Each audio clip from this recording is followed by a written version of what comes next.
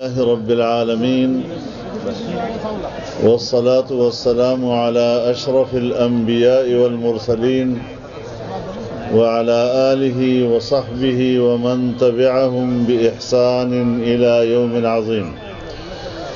أما بعد فأعوذ بالله من الشيطان الرجيم. بسم الله الرحمن الرحيم. إنا نحن نزلنا عليك القرآن تنزيلا فاصبر لحكم ربك ولا تطع منهم آثما أو كفورا. صدق الله العظيم.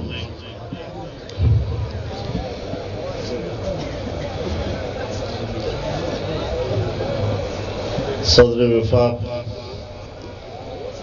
حضرت الشیخ مفتی محمد تقی عثمانی صاحب دامت برکاتہم العالیہ، حضرت الاستاذ مولانا امداد اللہ صاحب دامت برکاتہم العالیہ، اسٹیج پر موجود میرے تمام اکابر، علماء کرام، معززین علاقہ اور طلباء عزیز، جہاں میں اس مبارک اور روحانی اجتماع میں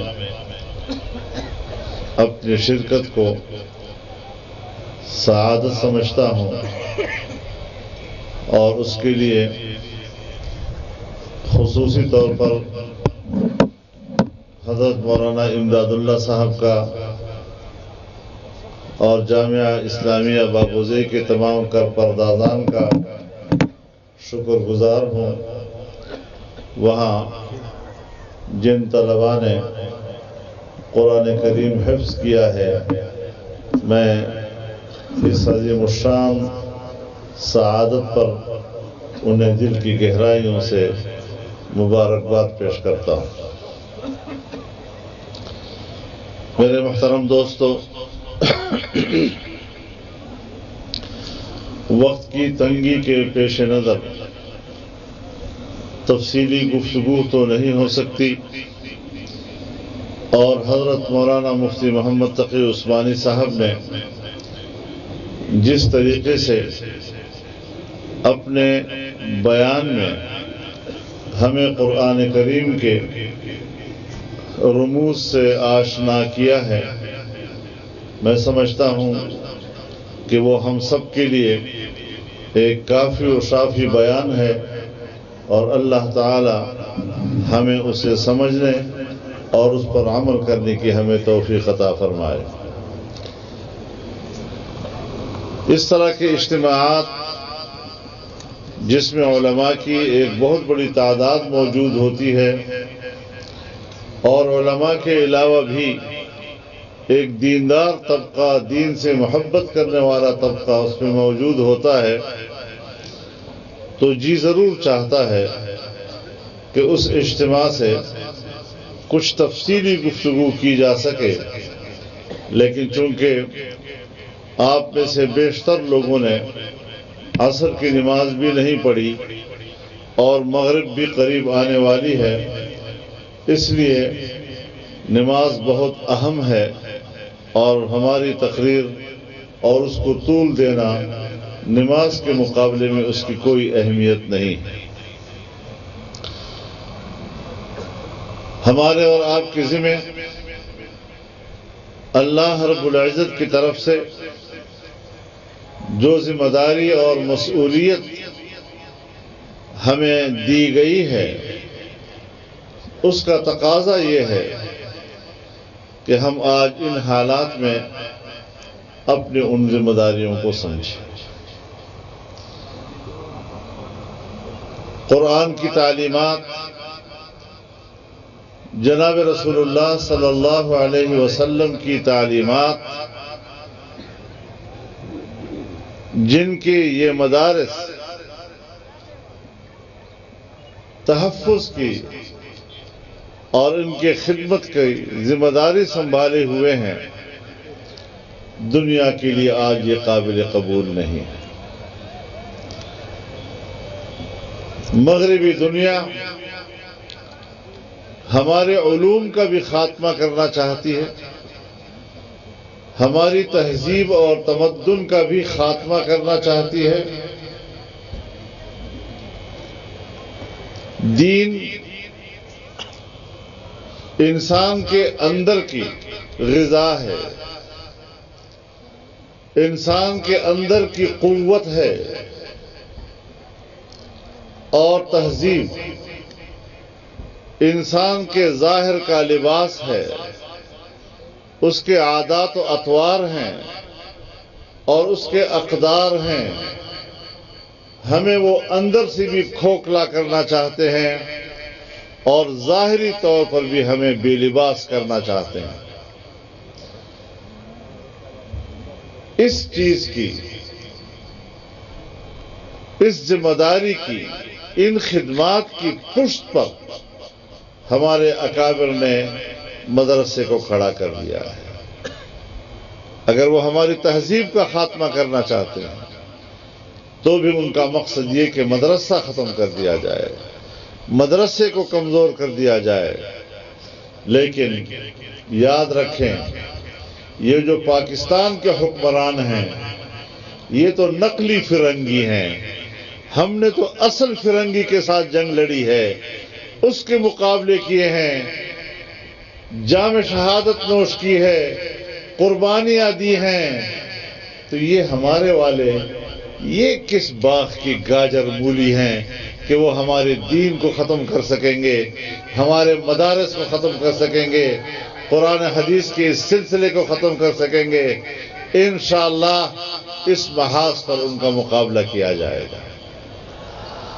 اور اللہ رب العزت نے جناب رسول اللہ صلی اللہ علیہ وسلم کی جو ذمہ داری آپ کے حوالے کی، یا ایھا الرسول بلغ ما انزل الیک من ربک، اے پیغمبر جو تیرے رب کی طرف سے تجھ پر نازل ہوئی اسے لوگوں تک پہنچاؤ۔ اللہ کی وحی کو، اللہ کی تعلیمات کو، اللہ کی ہدایات کو انسانیت تک اسی طرح پہنچانا جس طرح کہ اللہ نے نازل کیا ہے، معنی یہ کہ ایک بہت بڑی امانت ہے جس میں ہمیں زبر زیر کی تبدیلی کرنے کا بھی کوئی حق حاصل نہیں ہے۔